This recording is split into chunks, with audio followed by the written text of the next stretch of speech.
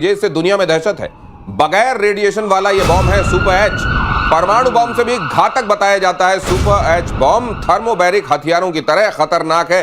अब ये क्या नया निकाल रहा है सर चीन? ये नया इसने ये निकाला है कि हाइड्रोजन से लेकर के जो बनाए, हाइड्रोजन बॉम्ब नहीं है, इसमें रेडिएशन नहीं है, लेकिन जो इसका टेम्परेचर है वो करीब 1200 से 1400 डिग्री हो जाता है। और मतलब ये सरफेस एरिया अटैक के लिए, एरिया डिनाइल के लिए, या उस तरह की बात करने के लिए कि उस पीरियड में आपको कोई एरिया नहीं मिले और लोगों को में पूरी दहशत फैलाने के लिए पूरा सक्षम है। और ये टीएनटी में नियरली एक टैक्टिकल न्यूक्लियर बॉम्ब के बराबर है, तो इसलिए बहुत भयंकर है वो नॉन रेडिएटिंग बॉम्ब के हिसाब से। टीएनटी में टैक्टिकल न्यूक्लियर बॉम्ब के बराबर मतलब टीएनटी जिससे विस्फोटक की क्षमता मापी जाती है, इतने टीएनटी के बराबर ट्राई नाइट्रोटोलुइन, उसके हिसाब से अगर देखिए तो बड़ा घातक है ये। और एक पूरे इलाके में आग में हर चीज को झुलसाकर जलाकर भाप बना देने की, भाप बना देने वाला बात जो मेजर गौरव आर्य कहते हैं। मेजर साहब, ये आप जो कहते हैं मजाक में कई बार, ये वाकई भाप बना देने की तैयारी कर रहा है चीन? हाँ, ये जनरली जैसे फ्यूल एयर मिक्सचर होता है, या फिर आप जैसे सर ने बहुत अच्छी तरीके से समझाया कि raise the temperature in the area. तो जब 1500 डिग्री का टेम्परेचर रेज हो जाएगा तो लोहा भी पिघल जाएगा, इंसान की तो क्या ही बिसात है। तो मुझे लगता है कि चाइना और ये हथियार बना रहा है, और खतरनाक, और इसमें पोस्चरिंग और positioning is very very important.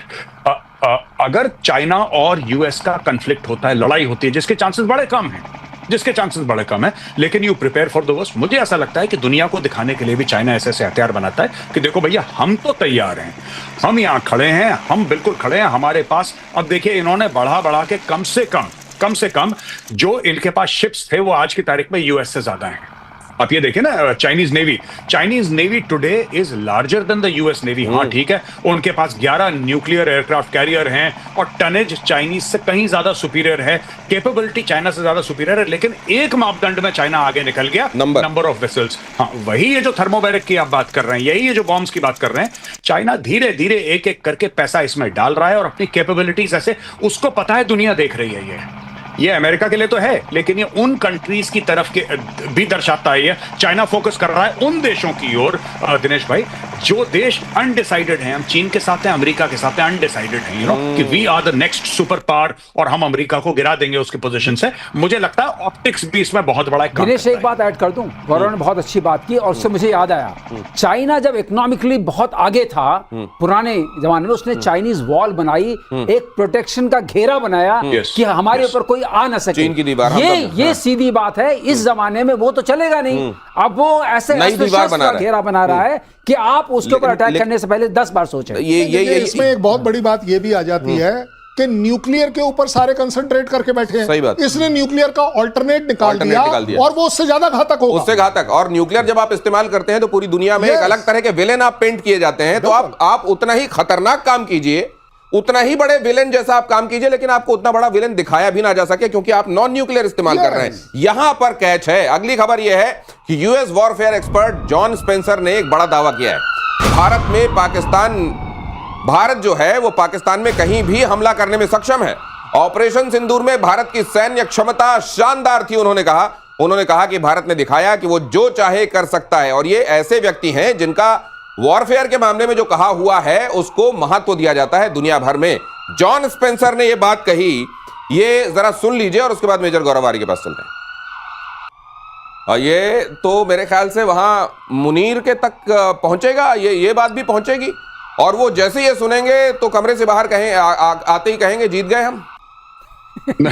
Munir को तो साहब ये सब पता ही है, मुनीर ने तो देखा। ये तो अमेरिकन जॉन स्पेंसर जो हैं, जो भी साहब का नाम है, ये तो बता रहे हैं, अपना एक व्यू बता रहे हैं, एनालिसिस बता रहे हैं ये। लेकिन मुनीर ने तो झेला है ना, वो ब्रह्मोस सर पे गिरते हुए, वो स्कैल्प, वो हैमर, वो सुखोई, वो रफेल, वो मिग, ये तो उसके ऊपर बरसा है बेचारे के ऊपर, मुनीर के ऊपर। तो मुनीर को तो क्या ही स्टोरी आप समझाएंगे। हाँ, अब ये पाकिस्तानी सबसे पहले कहेंगे कि ये रिपोर्ट गलत है, ये कहेंगे भारत और अमेरिका के रिश्ते बहुत अच्छे हैं, इसलिए भारत और अमेरिका ने मिलकर हमारे खिलाफ साजिश करी है कि सबको ऐसा बताओ कि हमारा मोराल गिरे, लेकिन हम जज्बे वाली कौम है, कलमा पढ़ के हमारा मुल्क बना था, और फतेह तो हमारी होगी। यही चलने वाला है, यही स्टोरी आगे की। कर्नल साहब, एक बहुत बड़ी बात है। देखिए, मुझे नहीं पता, मैं वेस्टर्न मीडिया का कोई बहुत बड़ा फैन नहीं हूं, और स्पेंसर के स्पॉन्सर करने की मुझे कोई जरूरत नहीं है। हमने जो किया है वो हमें पता है। पाकिस्तान कितना ठुका है, पाकिस्तान को पता है, दुनिया को पता है, क्योंकि अभी अगर आप थोड़े दिन पहले देखें तो वेस्टर्न मीडिया तो क्रेडिट देने को तैयार नहीं थी। अब जैसे जैसे फैक्ट्स एंड फिगर आ रहे हैं कि पहले था कि घूसा मारा, नहीं घूसा नहीं मारा, अब लगा है कि टांग मारी है, टांग भी नहीं मारी है, अब लग रहा है कि किक लगी है पाकिस्तान को। अब ये तीनों तरफ से अगर आप देख लें, Spencer is only one of them.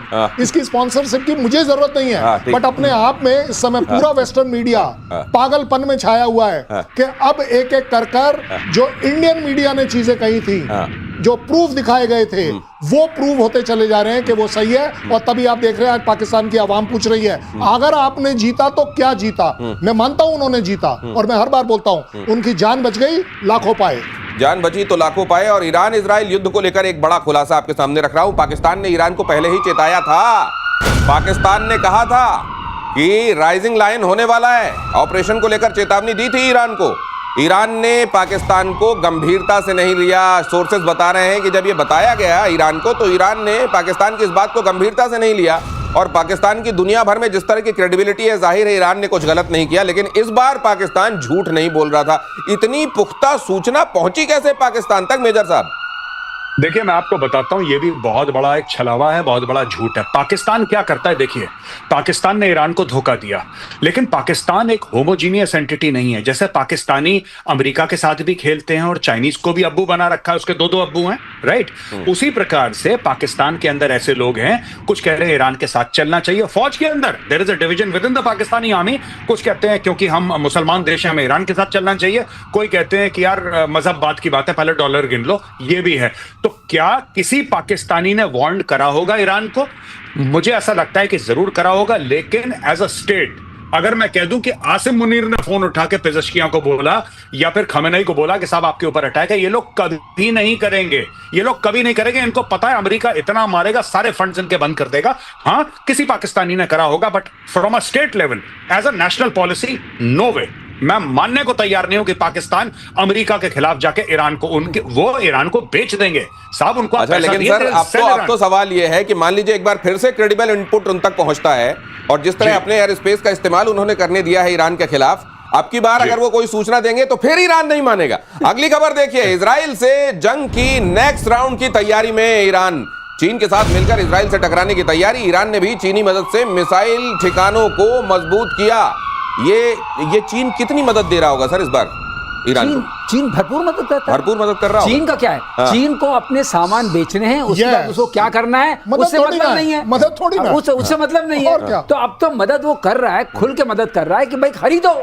तो ये वॉर फाइनेंस में सर जो मदद होती है, क्या वो इस तरह की होती है मैं तेरे को बेच रहा हूं, यही बहुत मदद कर रहा हूं? मैंने बेचकर आपको ऑब्लाइज किया है। अच्छा, बेचकर ऑब्लाइज कर रहा हूं। ये ज्यादा बड़ी देखिए कि अमेरिका ने सैंक्शन लगा रखा है और मैं आपको दे रहा हूं हथियार, फिर भी। उससे बड़ी बात यह है कि मैंने बेचा और आप तक पहुंच भी गया। अच्छा, अभी तो बेचा है, पहुंचा क्या है? पहुंचा क्या है? ये कह रहे हैं हम तैयारी कर रहे हैं, पहुंचेगा तब ना। और दूसरी बात जो आप कह रहे थे, पाकिस्तान से इनपुट शायद दिलवाया होगा इजराइल ने या अमेरिका ने। इनको इनपुट दो, ये नहीं मारेंगे। अच्छा, ये भी बात होती है। अगर पाकिस्तान के जरिए इनपुट जाएगा तब तो कोई भरोसा नहीं करेगा। अगली खबर देखिए, सीज़फायर के बावजूद ईरान में मोसाद का ऑपरेशन जारी है। मोसाद के टारगेट पर ईरान के टॉप अधिकारी घात लगाकर खमेनेई के करीबियों की हत्या की साजिश हो रही है। आयतुल्लाह खमेनेई भी मोसाद के रेडार पर हैं। ये खबर ऐसी है जो हर कोई जानता है, लेकिन इसमें मोसाद लगातार कोशिश कर रहा है। इसमें नया एंगल यह है। अगली खबर फ्लैश कीजिए, भारत की ताकत से घबराया पाकिस्तान, परमाणु बम वाले बयान से लिया यू टर्न। शहबाज ने कहा परमाणु कार्यक्रम शांति बनाए रखने के लिए। अचानक ये जो पिछले 2-3 महीने में शांति के पुजारी हो गए मेजर साहब, ये कितने दिनों तक सद्बुद्धि कायम रहेगी इनकी? देखिए, बात यह है कि सबसे पहले ये लोग ऐसे धमकाते थे हमारे पास न्यूक्लियर है, हमारे पास न्यूक्लियर। 26/11 में भी हमने कोई रिस्पॉन्ड नहीं करा। दूसरी चीज है, जब इन्होंने कारगिल के ऊपर चढ़ दौड़े थे पाकिस्तानी फौज, तब हमने लाइन ऑफ कंट्रोल पार नहीं करा। एयरफोर्स का बहुत बेहतरीन काम था कारगिल में, आर्मी ने तो जो करा वो करा। अब प्रॉब्लम यह है कि आपने पाकिस्तान का ब्लफ कॉल आउट कर दिया ऑपरेशन सिंदूर में। आपने बोला कि होंगे तुम्हारे पास न्यूक्लियर, बेटा हम देख लेंगे, पहले टोकते हैं तुम्हें जो करना है तुम करो। अच्छा, अब ये क्या करते? अब ये चुप हो गए क्योंकि आपने न्यूक्लियर, सबसे बड़ी जीत है ऑपरेशन सिंदूर की जो मैं समझता हूं। You called Pakistan nuclear bluff. अब इनको यही तो बोलना है। जो लोग कह रहे थे कि भारत की जमीन में घास नहीं उगेगी और 3-3 पुश्त तक भारत में कोई बच्चा पैदा नहीं होगा और भारत बिल्कुल ऐसा हो जाएगा, नस्ते नाबूद, पता नहीं काबूद बबूद, पता नहीं क्या क्या बोलते हैं, ये सब हो जाएगा। आज की तारीख में वही पाकिस्तान कहता है कि नहीं, ये तो शांति प्रिय है पूरा हमारा मामला, इससे तो हम बिजली निकाल लेंगे। जैसे ये ISPR डीजी ISPR के पिताजी आदरणीय इनके अब्बू जी जिनसे बिजली निकालते थे, अब ये लोग निकालेंगे बिजली एटम से। ये कह रहे हैं ये लोग इट्स मेंट फॉर पीसफुल, और कह रहे हैं डेटरेंस के लिए, अगर कोई हमारे ऊपर हमला करे। तो मैं ये जानना चाहता हूं कि वो सब जो थ्रेट्स थी वो कहां गई यार? वो जो थ्रेट्स थी कि हम मिटा देंगे नामो निशान और दिल्ली बर्बाद कर देंगे और बंबई को राख में मिला देंगे, आजकल कहां है पाकिस्तान? चुप एकदम, क्योंकि आपने बोला कि तुझे जो करना है कर बेटा, हम देखते हैं, और ये ले मिसाइल और हम मारेंगे न्यूक्लियर, बेटा दूसरी ले। अब मुंह खोला, मुंह के अंदर जाएगा ब्रह्मोस तेरे। अब ये चुप हो गए, अब ये कुछ नहीं बोल रहे, अब ये शांति प्रिय हो गए अचानक इनका। वो शांति तो आनी थी। देखिए, जब से उनका न्यूक्लियर, सब लोग बात कर रहे हैं ब्लफ को, वो न्यूक्लियर प्रोग्राम शांत पता है क्यों हुआ है? क्योंकि एक प्राइम मिनिस्टर ने डिक्लेयर किया है न्यूक्लियर ब्लैकमेल अब आगे भी नहीं चलेगा। अब आज के बाद तो शांति हो गया ना। आप इस्तेमाल तो जब ही करोगे। और एक सेकंड के लिए आप एक बात बताइए, राजनाथ ने क्या कहा कि ये हमारा जो सेकंड नो फर्स्ट यूज है, ये इसका मतलब ये नहीं है कि हम इससे बंधे हुए हैं। यस, अगर हमको तुम्हारे जैसे दुष्ट से निपटना होगा तो फिर ये सेकंड स्ट्राइक नहीं होगी, रिव्यू कभी भी हो सकता है, रिव्यू किया जा सकता है। ईरान के परमाणु कार्यक्रम से जुड़ी यह खबर देखिए, परमाणु मोर्चे पर ईरान को तगड़ा झटका लगा है।